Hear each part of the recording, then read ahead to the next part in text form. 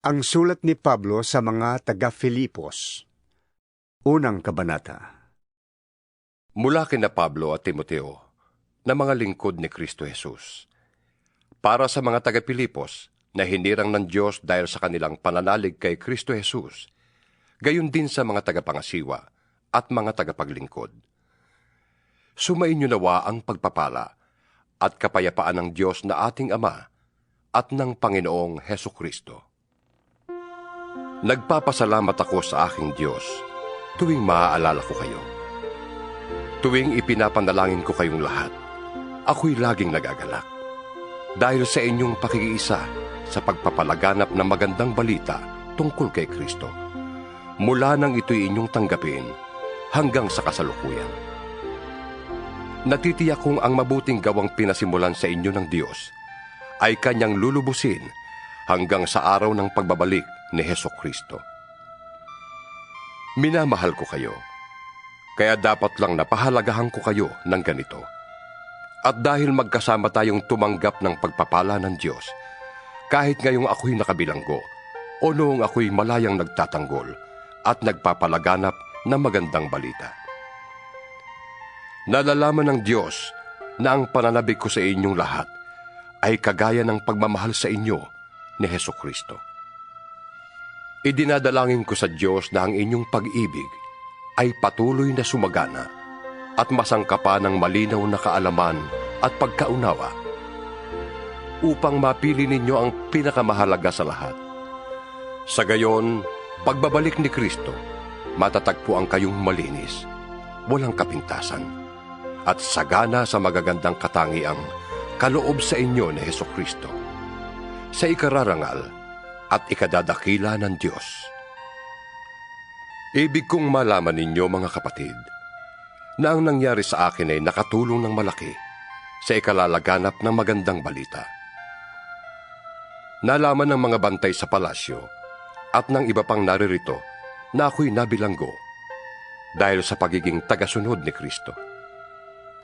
At ang karamihan sa mga kapatid ay lalong tumibay sa kanilang pananalig sa Panginoon dahil sa aking pagkabilanggo. Hindi lamang yon, lalo pang lumakas ang kanilang loob na ipangaral ang salita. Totoo nga na may ilang nangangaral tungkol kay Kristo dahil sa pagkainggit at hilig sa pakikipagtalo. Ngunit, mayroon din namang nangangaral ng may tapat na hangarin. Si Kristo'y ipinapangaral nila dahil sa tunay na pagmamahal, sapagkat alam nilang ako'y hinirang upang ipagtanggol ang magandang balita. Ngunit ang iba ay nangangaral ng di tapat sa kalooban, kundi sa udyok ng masamang hangarin. Sapagkat hangad nilang dagdagan pa ang paghihirap ko sa aking pagkakabilanggo.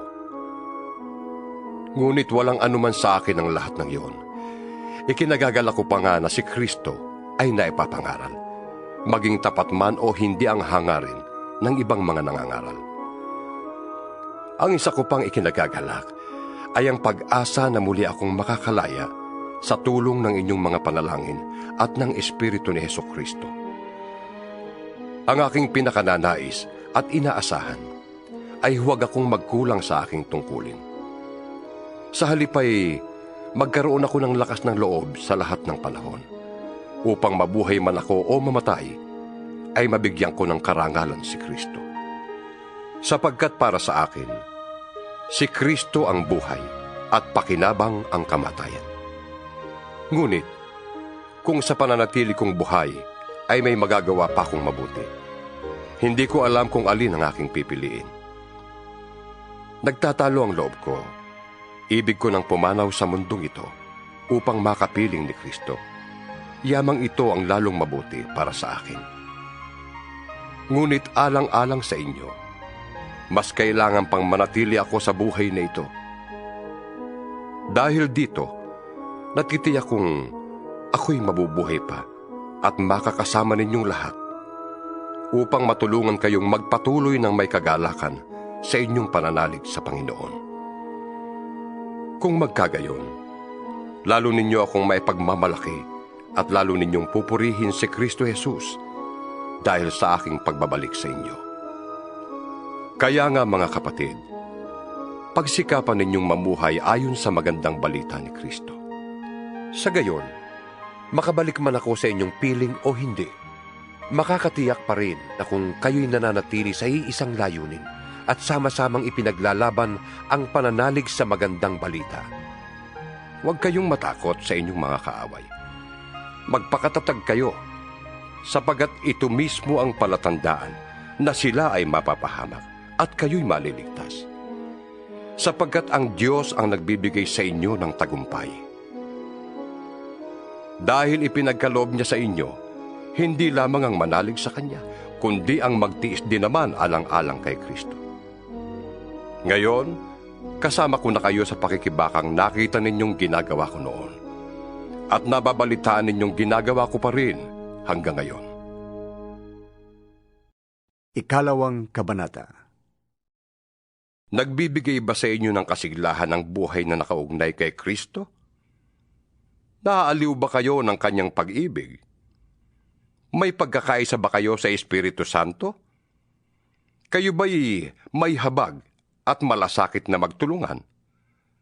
Kung gayon, lubusin ninyo ang aking kagalakan.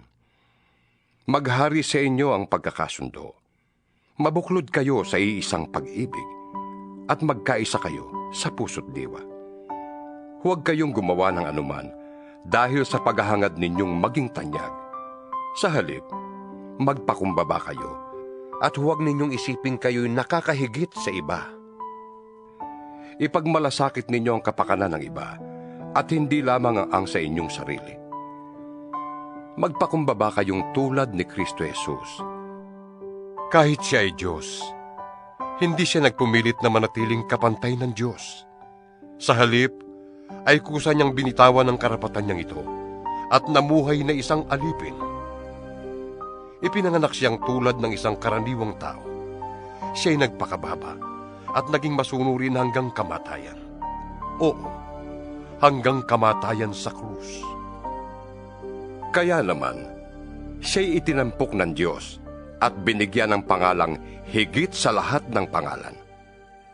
Kaya't sa pangalan ni Jesus ay sasamba ang lahat, ng nasa langit, nasa lupa, at nasa ilalim ng lupa. At ang lahat ay magpapahayag na si Jesucristo ang Panginoon sa ikararangal ng Diyos Ama.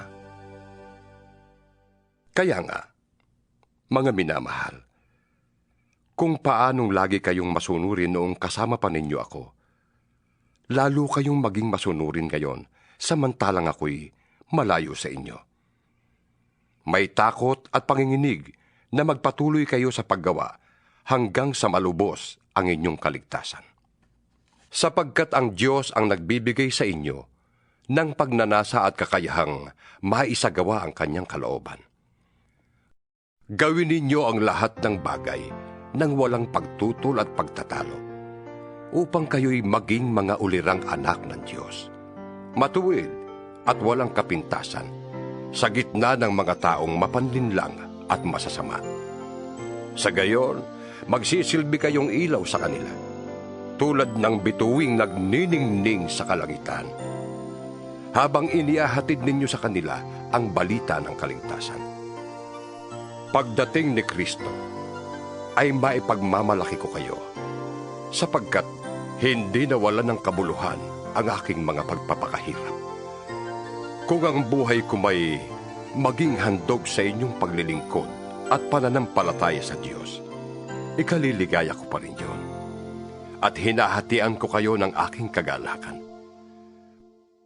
Magalak din kayo at bahaginan ninyo ako ng inyong kagalakan. Umaasa ako sa Panginoong Jesus na mapapapunta ko agad yan si Timoteo upang mapanatag ang aking loob kung malaman ko mula sa kanya ang inyong kalagayan. Wala nang hihigit sa kanya sa pakikiisa sa aking damdamin at pagmamalasakit para sa inyong kapakanan. Ang inaatupag lamang ng iba ay ang sarili nilang kapakanan at hindi ang kay Jesucristo. Kayo na rin ang nakakaalam sa katapatan ni Timoteo. Kasama ko siya sa pangangaral ng magandang balita, tulad ng pagtulong ng isang anak sa kanyang ama. Kaya, binabala kong papuntahin siya diyan pagkatapos kong matiyak ang magiging kalagayan ko rito. Sa tulong ng Panginoon, umaasa akong makakapunta din ako diyan sa lalong madaling panahon. Inisip kong kailangan ng pauwiin diyan ang ating kapatid na si Epaprodito na aking kamanggagawa at kapwa-kawal ng Diyos na sinugo ninyo upang magdala ng inyong kaloob at tuloy makatulong ko rito. Sabik na siyang makauwi diyan. Nag-aalala siya dahil sa nabalitaan ninyong nagkasakit siya. Nagkasakit nga siya at muntik nang mamatay. Ngunit, kinaawaan siya ng Diyos. At hindi lamang siya, kundi pati ako, upang huwag nang madagdagan pa ang aking kalungkutan.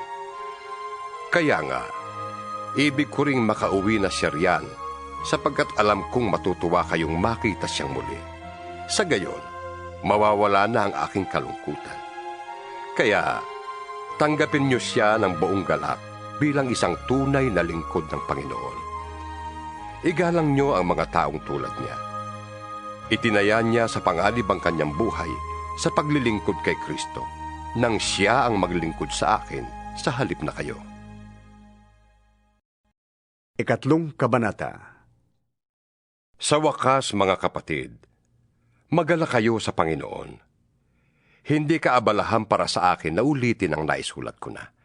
Dahil ito naman ay para malayo kayo sa kapahamakan. Mag-ingat kayo sa mga taong asal hayop, sa mga taong mahilig sa paggawa ng masama, at pati na sa pagsusugat ng katawan. Tayo ang tumanggap ng tunay na pagtutuli. Tayong sumasamba sa Diyos sa pamamagitan ng Kanyang Espiritu. Ang ipinagmamalaki natin ay ang ating buhay kay Kristo Jesus. Hindi tayo nagtitiwala sa mga panlabas na tuntunin.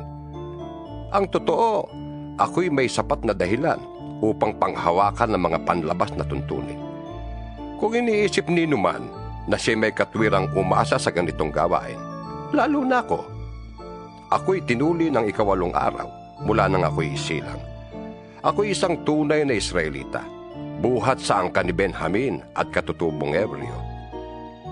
Kung pagsunod naman sa kautusan ng pag-uusapan, ako'y isang Pariseo. Dahil sa masugid kong pagsunod sa kautusan, inusig ko ang iglesia. Kung sa pagiging matuwid naman ayon sa kautusan, walang maisusumbat sa akin.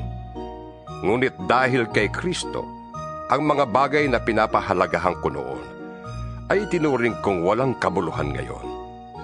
Oo, itinuturing kong walang kabuluhan ang lahat ng bagay bilang kapalit ng lalong mahalaga, ang pagkakilala kay Kristo Jesus na aking Panginoon.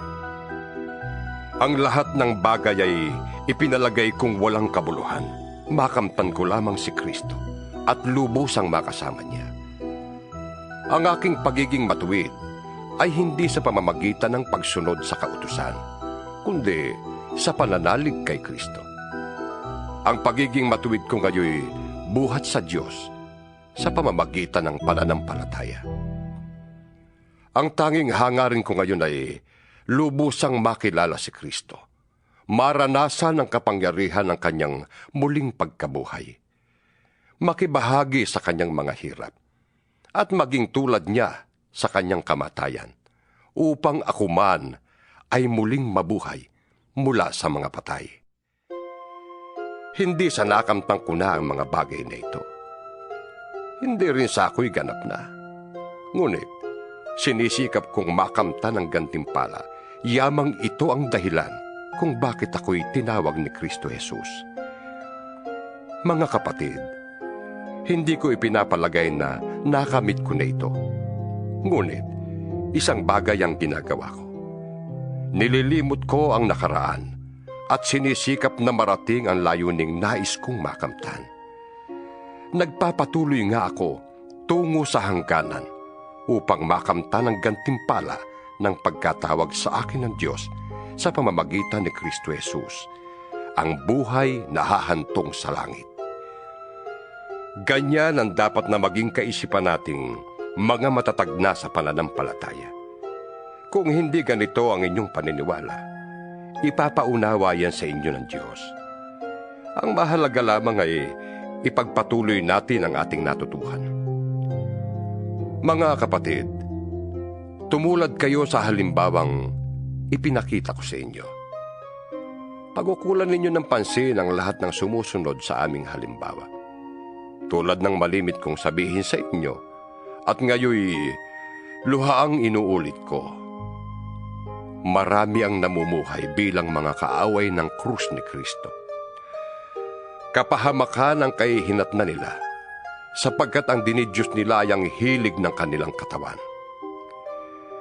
Ikinararangal nila ang mga bagay na dapat sana nilang ikahiya. At wala silang iniisip kundi ang mga bagay na makalupa. Ngunit ang langit ang tunay na timbayan. Doon magmumula ang tagapagligtas na hinihintay natin ng may pananabik. Ang Panginoong Hesukristo. Babaguhin niya ang ating katawang lupa na may kahinaan upang maging malwalhati tulad ng kanyang katawan sa pamamagitan ng kapangyarihang ginamit niya sa pagpapasuko sa lahat ng bagay. Ika-4 na kabanata. Kaya nga, mga kapatid kong minamahal at pinapanabikan, aking kagalakan at karangalan, magpakatatag kayo sa inyong pamumuhay na nakaugnay sa Panginoon. Nakikiusap ako kina Euodia at Syntyche na sila'y magkasundo na bilang magkapatid sa Panginoon. Ipinapakiusap ko rin naman sa iyo, tapat kong kasama, natulungan mo ang 2 babaeng ito. Sila man ay nakatulong ko sa pagpapalaganap ng magandang balita, kasama ni Clemente at ng iba pang kamanggagawa ko. Ang pangalan nila ay nakasulat sa aklat ng buhay. Magala kayong lagi sa Panginoon. Inuulit ko, magala kayo. Ipadama ninyo sa lahat ang inyong kagandahang loob. Malapit nang dumating ang Panginoon. Huwag kayong mabalisa tungkol sa anumang bagay. Sa halip, hingin ninyo sa Diyos ang lahat ng inyong kailangan sa pamamagitan ng panalangin may pasasalamat. At ang kapayapaan ng Diyos na hindi kayang maunawaan ng tao, ang mag-iingat sa inyong puso at pag-iisip dahil sa inyong pakikipag-isa kay Kristo Jesus. Bilang pagtatapos, mga kapatid, dapat maging laman ng inyong isip ang mga bagay na karapat-dapat at kapuri-puri, mga bagay na totoo, marangal, matuwid, malinis, kaibig-ibig at kagalang-galang. Isagawa ninyo ang lahat ng inyong natutuhan, tinanggap, narinig, at nakita sa akin. Sa gayon, sa inyo ang Diyos na nagbibigay ng kapayapaan.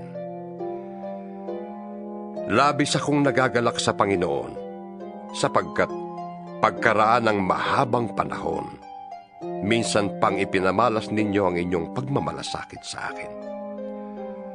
Alam kong hindi ninyo ako nalilimutan. Wala nga lamang kayong pagkakataong matulungan ako. Hindi ko sinasabi ito dahil sa kayo'y hinahanapan ko ng tulong. Natutunan ko ng masiyahan, maging anuman ang aking kalagayan. Naranasan ko ng maghikahos. Naranasan ko na rin ang malagana.